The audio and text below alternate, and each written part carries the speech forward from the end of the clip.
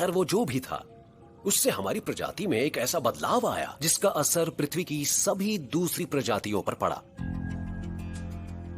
ये हमारे cosmic calendar पर न्यू ईयर्स ईव के मौके पर हुआ।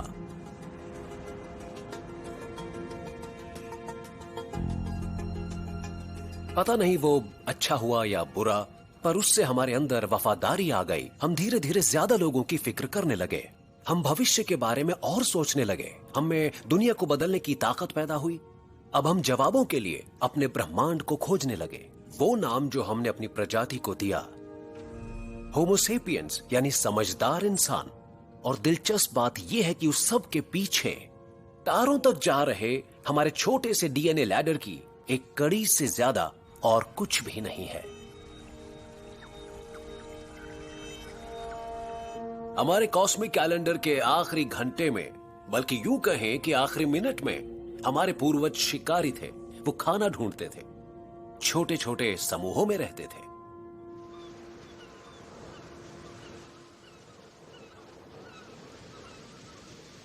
जानते हैं, जब लोग इस तरह की बातें कहते हैं कि ये तो इंसान की फितरत है, तो मुझे बहुत अजीब लगता है। वो आमतौर पर हमारे अंदर के लालच, हमारे घमंड और हिंसा की बात कर रहे होते हैं। पर हमें इंसान बने एक दो नहीं, कई लाख साल हो चुके हैं, और उसमें से ज्यादातर समय हम ऐसे बिल्कुल नहीं थे। हमें यह कैसे पता? उन अन्वेषकों और मानव विज्ञानियों के लेखों से पता चला जिन्होंने 400 सालों तक जीती जागती हंटर गैदरर सोसाइटीज का अध्ययन किया। बेशक एक्सेप्शंस हमेशा होते हैं, खास तौर पर मुश्किल समय के दौरान, पर इंसानों की जो बड़ी तस्वीरें सामने आई हैं, उससे ये साफ पता चलता है कि वो एक दूसरे के और पर्यावरण के साथ ज्यादा प्रेम से रहते थे। जो कुछ हमारे पास होता था हम उसे बांटते थे, क्योंकि हमें पता होता था कि हम ग्रुप के बिना नहीं रह पाएंगे। हम सिर्फ अपनी जरूरत की चीजें इकट्ठा करते थे, क्योंकि जीवन को सिर्फ एक जगह रहकर नहीं बिताया जाता था। हम अपने पुराने जंगली पूर्वजों से अलग थे, जो ताकत दिखाकर छीनने में यकीन रखते थे।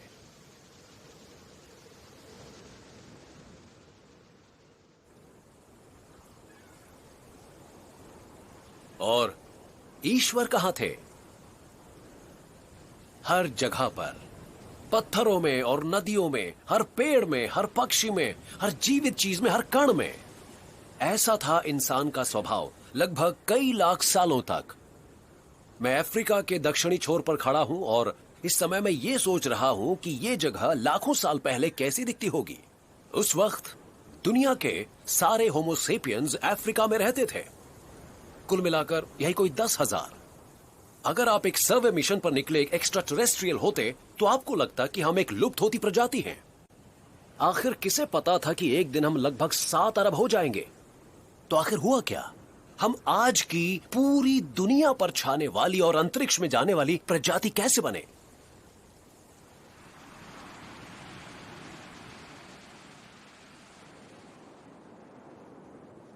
पृथ्वी की पहली प्रयोगशाला में स्वागत है। हम ब्लॉम्बोस केव में हैं। यहां हमारे दिमाग के विकास से संबंधित कुछ विशेष घटा। हमारे पूर्वज यहां पर आयरन से भरे एक मिनरल ओकर के साथ साइंस एक्सपेरिमेंट्स कर रहे थे।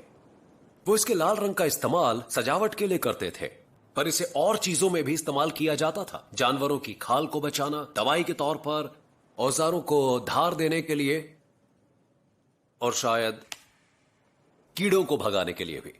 और वो ओकर पर कुछ सिंबल्स कुरेदते थे। इस पृथ्वी ग्रह पर बिल्कुल नई चीज हुई, कला।